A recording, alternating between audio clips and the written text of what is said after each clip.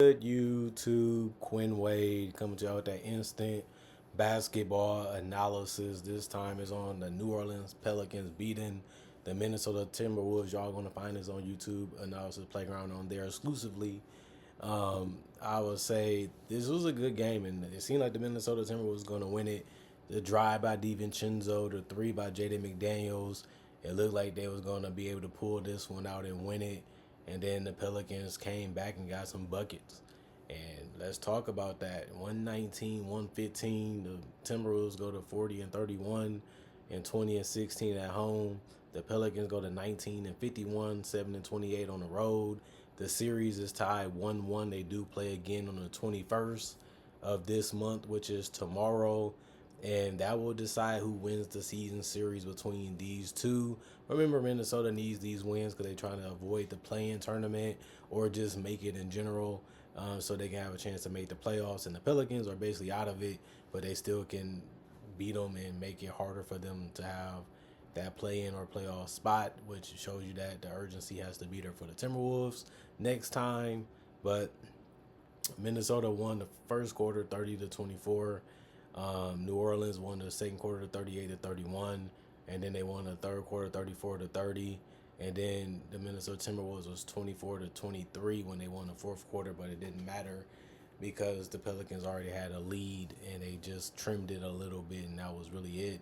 Kelly Olynyk did a good job of keeping the Pelicans in the game, hitting a mid-range jumper, hitting a little bit of a hook shot, and also knocking down knocking down a three throughout the game. He was 6 of 8 from the field and 1 of 1 from three. No free throw attempts. He did have 4 boards. 2 of them was offensive, 1 steal, 1 block, 2 turnovers, 4 personal values, a -5 and plus minus with 13 points. And then Zion Emerson, 12 of 16 from the field, just kept driving, and they tried to do everything they could to make him give up the ball or turn it over or not even try to attempt to score. But he still was able to go 5 of 9 from the free throw line and get 29 points. And he also had 5 rebounds, 8 assists, 3 steals, 3 turnovers, 5 personal fouls for him. And he didn't foul out, but he only played 30 minutes, and he was a +9 and plus minus. Emisi, 6 of 12 from the field, stayed in that paint all night and was able to get 13 points. And he was 1 of 4 from the free throw line with 7 boards. 3 of them was offensive, 2 assists. He did have 3 blocks, which was really good for him tonight. 1 personal foul, he was a -8 and plus minus. Jose Alvarado, 3 of 5 from the field, 2 of 4 from 3. 3 rebounds, 6 assists, 2 turnovers, plus 2 and plus minus 8 points. I really like that he using that speed and that penetration to his ability, but he gets off the ball early too, and that's always a good thing. And then CJ, he found ways to get space, found ways to get separation. Then he was able to put the ball in the basket. Didn't shoot the ball that good from 3, where he was 3 of 9 from 3 and also 7 of 18 from the field and 1 of 2 from the free throw line. But they needed those 18 points tonight, and he was able to provide them. 6 rebounds, 1 was offensive, 3 assists, 2 turnovers, 3 personal fouls, -1 and plus minus. Jeremiah Robinson Earl, 2 of 5 from the field, 1 of 1 from 3, 7 rebounds, 2 was offensive, 1 turnover, 2 personal foul, plus 3 and plus minus 5 points. Bruce Brown did a good job scoring the basketball and rebounding tonight, and also finding his teammates throughout the game. 5 of 11 from the field for him, 4 of 7 from 3. He was open, so he took them, and he was able to get them to go.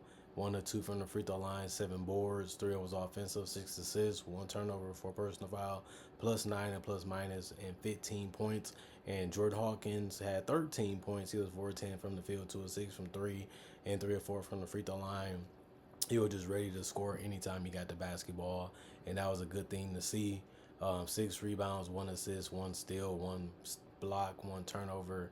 He also had 4 personal fouls. He was a +4 and plus minus. And Carlo was 2 of 4 from the field, 0 of 1 from 3, 1 of 1 from the free throw line, 1 rebound, 2 assists, 1 block, 1 turnover, 2 personal fouls. He was a +7 and plus minus with 5 points. The rest of the guys did not play coach's decision, although they was healthy. 47 of 89, 52% from the field, 13 of 29, 44% from 3, 12 of 22, 54% from the free throw line, 11 offensive rebounds, 46 total as a team, 28 assists, 5 steals, 6 blocks, 13 turnovers, and 25 personal fouls. Really, really good game for them besides the free throw line and the personal fouls. But other than that, they put themselves in a good position, and they ended up winning it. And then you look at Julius Randle. He hasn't been getting that 20-point game, and he hasn't really been rebounding the ball that well since he's been an addition to Minnesota. But he's still been scoring the basketball and trying to space the floor and just be, a guy that can be aggressive, looking for a shot for this team when he does get the ball in his hands. So he went 7 to 10 from the field, 2 of 4 from three, 1 of 2 from the free throw line, 3 rebounds, 3 assists, 1 block, 6 turnovers, 2 personal fouls, -20 and plus -17 points for him. Jaden McDaniels didn't really do much tonight offensively. He was 2 of 4 from the field, 1 of 2 from three, and that was it. And he did make a three in the fourth quarter, and they needed it. But he also had 4 assists, and he had 2 blocks and 4 turnovers. 4 personal fouls, no turnovers. He was a -13 and plus minus for 5 points. And Rudy Gobert, he didn't get his double-double either. He did have 10 points and 4 personal fouls. He was a +4 and plus minus with a block, assist, and 9 boards. Missed it by 1. 2 of them was offensive, 4 of 6 from the free throw line, 3 of 4 from the field, and he just was okay tonight. Mike Conley was one of their better offensive players. He was 6 of 8 from the field, 4 of 6 from three, and some of them was tough that he took, but he still was able to make them in this game. 2 rebounds, 2 assists, 1 steal, 1 turnover, 1 personal foul, and +5 and plus minus. And then Anthony Edwards, Ant-Man, was 5 of 19 from the field, 4 of 10 from three, but he was 15 of 17 from the free throw line. I like the fact that he was putting his head down and going right to the basket. If your 3-point shot is taken away, you got to find other ways to put points on the board. And he has been able to figure that out the last couple weeks, but he still didn't shoot that well from the field. He was really off tonight. Other than that, he was 6 rebounds. He had 6 rebounds tonight. 2 of them was offensive, 4 assists, 1 steal, 1 block, 2 turnovers, -6 and plus minus. He led the team with 29 points, just like Zion did for his, which was really cool to see. Now that I think about it, it was only one starter in that lineup, which was Jaden McDaniels, that didn't score in double figures. Nas Reed didn't have it going either. He was 3 of 11 from the field, 2 of 7 from three, 1 of 2 from the free throw line. He did have 9 points, 7 rebounds, 2 was offensive, 4 assists, 1 steal, 1 block, 1 turnover, 1 personal foul. He was a +6 and plus minus. Dante DiVincenzo, 4 of 9 from the field, 2 of 5 from three, 1 of 2 from the free throw line. 7 rebounds, 1 of was offensive, 1 assist, 1 steal, 2 turnovers, 2 personal fouls. He was a -5 and plus minus. Had 11 points. And he scored some that mattered. Like, all the points matter at the end of the day because you got to try to win this game. But he was always dependent on in this game, whether it was at the 3-point line or was putting the ball on the floor to try to get a basket at the rim. He was able to do both of those things tonight while still rebounding at a high level. Nickeil Alexander-Walker, 1 of 7 from the field, 0 of 3 from the 3-point line, 7 of 7 from the free throw line. That's how he scored the most of his points because he only finished with 9. He was a -1 and plus minus, 3 personal fouls, 2 turnovers, 2 steals, 2 assists, 4 boards, 2 of them was offensive. Jalen Clark was 4 of 5 from the field, 1 of 2 from three, 2 rebounds, 1 steal, 2 personal foul, +12 and plus minus 9 points. And Terrence Shannon Jr., 1 minute for him. He didn't do anything because of that.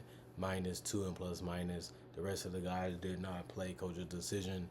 35 of 77, 45% from the field, 16 of 39, 41% from three, 29 of 36, 80% from the free throw line, 40 rebounds, 21 assists, 7 steals, 6 blocks, 14 turnovers, and 19 personal fouls. And the Pelicans pulled off an upset. This time against the Minnesota Timberwolves. They have so many injuries and so many guys that's out. It's just good for this team to have CJ and Zion and Alvarado.